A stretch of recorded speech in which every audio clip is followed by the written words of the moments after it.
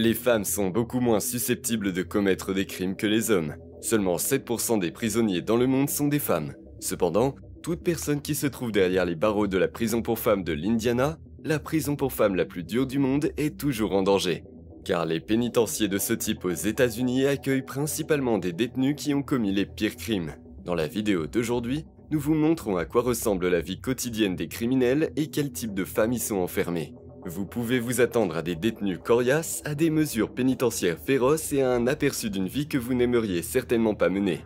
Avant de commencer notre journée à la prison pour femmes de l'Indiana, nous allons vous donner un bref aperçu de la prison. La prison pour femmes de l'Indiana a ouvert ses portes en 1873. Il s'agissait de la première prison pour femmes aux États-Unis, à 2 km d'Indianapolis, la capitale de l'État de l'Indiana. En moyenne, environ 600 femmes y sont incarcérées, et c'est également là que se trouve le seul couloir de la mort pour femmes de tout l'État. Parmi les femmes criminelles, les groupes de population les plus divers se rencontrent, ce qui entraîne toujours des situations dangereuses supplémentaires. Mais nous y reviendrons plus tard. Commençons par la vie quotidienne des détenus. Elle commence comme d'habitude dans les prisons, tôt le matin. En fonction du travail que les prisonniers exercent dans le pénitencier, entre 5 et 6 heures. Ceux qui travaillent à la cuisine et doivent préparer le petit déjeuner sont tirés de leur sommeil par les gardiens à 3h30 ou 4h du matin. La première chose que font les gardiens est de chercher des objets interdits. Dès que les gardiens, oui, il y a aussi du personnel masculin ici, ouvrent les cellules, les prisonniers doivent se lever immédiatement. Le simple fait de rester au lit plus longtemps n'est pas toléré.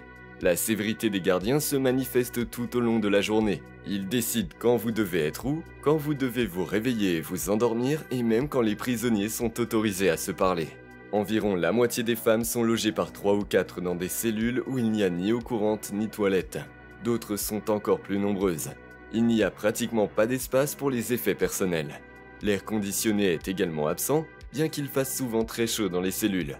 Lorsque le soleil brille fortement, des températures de 35 degrés Celsius ne sont pas rares. C'est pourquoi il peut devenir très inconfortable et les prisonniers souffrent régulièrement de déshydratation. Il n'y a pas non plus de bouton pour informer les gardiens si, par exemple, on a besoin d'aller aux toilettes. Au lieu de cela, les détenus doivent frapper aux portes et aux barreaux et espérer que quelqu'un vienne. Après s'être levées, elles se rendent dans la salle à manger pour le petit déjeuner pour lequel les femmes disposent d'une demi-heure. Sous surveillance bien sûr. Ensuite, il est temps d'aller travailler à l'intérieur de la prison. Chacune des prisonnières a un travail, et il y en a plusieurs. Celles qui ont le droit de coudre, de travailler à la bibliothèque ou de cuisiner sont les plus chanceuses. La plupart des emplois consistent à nettoyer les couloirs, les salles de douche et les toilettes toute la journée, à laver les vêtements ou à cirer les chaussures des gardiens. Avec l'argent qu'elles gagnent, les femmes peuvent ensuite acheter de la nourriture supplémentaire au magasin de la prison, mais aussi de la papeterie ou de nouveaux soutiens-gorge par exemple. Cependant, elles ne reçoivent que 24 à 45 $ américains par mois pour leur travail, ce qui est très peu, même selon les normes de la prison. Voici quelques exemples qui montrent à quel point c'est peu. Par exemple, les prisonniers doivent travailler 4 jours pour un bloc-notes et 38 jours pour un soutien-gorge. S'il n'y a pas assez à faire sur les différents lieux de travail, les femmes ne reçoivent souvent que la moitié de leur salaire journalier. D'ailleurs, celles qui refusent de travailler sont punies en étant placées dans une cellule d'isolement où elles n'ont aucun contact avec les autres détenus. Mais ce n'est pas tout. Même ceux qui ne font pas leur travail de manière suffisamment satisfaisante pour les gardiens risquent de passer du temps en cellule d'isolement ou du moins de voir leur salaire réduit. Après 6 heures de travail, il y a une pause et le déjeuner est servi. Mais ce n'est pas une raison pour se réjouir. La nourriture est tout sauf savoureuse. La plupart du temps, il s'agit d'un amas de graines de soja utilisées comme matériau de remplissage bon marché. Bien que les détenus cultivent une variété de légumes dans le jardin de la prison, ceux-ci ne se retrouvent pratiquement jamais dans leurs assiettes. Au lieu de cela, l'administration pénitentiaire fait don des récoltes à diverses banques alimentaires de la ville qui fournissent de la nourriture aux personnes démunies. En raison de la mauvaise alimentation de la prison, qui manque de nutriments importants, de nombreuses détenues prennent du poids ou développent des maladies telles que l'hypertension ou le diabète pendant leur séjour dans la prison pour femmes de l'Indiana. Après le déjeuner d'une demi-heure, les détenus continuent à travailler pendant 2 heures et disposent ensuite de 3 heures de temps libre, qu'elles sont généralement autorisées à passer dans la cour ou à faire du sport. Les femmes qui sont mères de jeunes enfants et qui se comportent de manière irréprochable pendant leur séjour en prison peuvent également être autorisées à vivre dans la prison avec leurs enfants.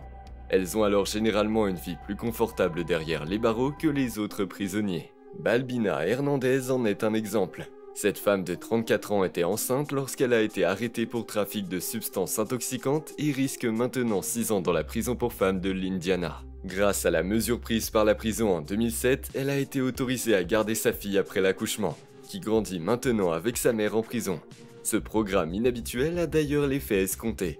Les femmes qui y participent causent généralement très peu de problèmes et font un effort particulier pour travailler sur elles-mêmes et poursuivre leur éducation, afin de pouvoir mener une vie convenable après leur incarcération. Cependant, le temps libre est en fait le moment le plus dangereux de la journée pour les détenus, car il ne faut jamais oublier, à la prison pour femmes de l'Indiana, la plupart des femmes sont incarcérées pour des crimes très graves. Parmi les criminels actuellement incarcérés figure Montserrat Shirley, une fraudeuse à l'assurance sans scrupules qui a fait exploser une maison en pleine ville, tuant 2 personnes, endommageant 80 autres bâtiments et causant plus de 4 millions de dollars de dégâts dans le seul but de soutirer de l'argent à une compagnie d'assurance. Le fait qu'il n'y ait pas eu plus de morts à la suite de ces actes est une pure coïncidence. Parmi les détenus les plus célèbres de ces dernières années, on peut également citer Paola R. Cooper qui a ôté la vie à une retraitée de la manière la plus brutale qui soit, juste pour lui voler 10 $, et Brandy Worley qui a enlevé ses jeunes enfants de sa vie pour que son ex-mari n'en obtienne pas la garde. Certains des crimes commis par d'autres détenus de la prison pour femmes de l'Indiana sont si graves que nous ne pouvons même pas les citer ici à titre d'exemple, car ils ne peuvent pas être décrits dans le langage autorisé par YouTube. Les actes de violence et de chantage entre détenus sont donc quotidiens. Et bien sûr, il y a des conflits entre les différents groupes de population. À l'extérieur des murs de la prison, de nombreuses femmes criminelles sont organisées en gangs. Et ces gangs continuent d'exister à l'intérieur de la prison. Il est donc facile de s'attirer des ennuis si l'on a, entre guillemets, la mauvaise couleur de peau. Dans la prison pour femmes de l'Indiana, les noirs et les blancs sont les plus nombreux, et il y a peu d'hispaniques ou de membres d'autres groupes ethniques. Régulièrement, des détenus s'attaquent les unes aux autres pour cette seule raison. Par ailleurs, le racisme existerait également parmi les gardiens. Par exemple, on rapporte que des agents blancs se font cirer les chaussures exclusivement par des détenus noirs de la prison. Par ailleurs, selon la propre description de la prison pour femmes de l'Indiana est une prison moderne qui offre de nombreuses opportunités et ressources éducatives pour aider les détenus à s'intégrer dans la société du mieux qu'elles peuvent après leur séjour en prison. Cependant, de nombreux détenus ne voient pas la situation aussi rose. Ils font régulièrement état de mauvais traitements de la part des gardiens. Par exemple, des prisonniers ont protesté contre le fait de devoir donner naissance à leurs enfants en prison alors qu'ils étaient menottés et enchaînés, de se voir attribuer des portions de nourriture de manière inéquitable ou d'être victimes de discrimination parce qu'ils sont homosexuels.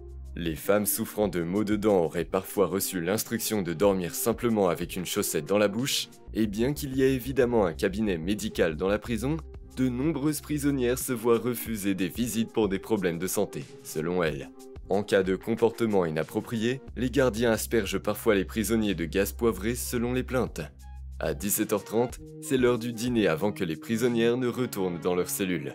Là, ils sont enfermés par les gardiens et à 23h au plus tard, les lumières doivent être éteintes et ils doivent dormir.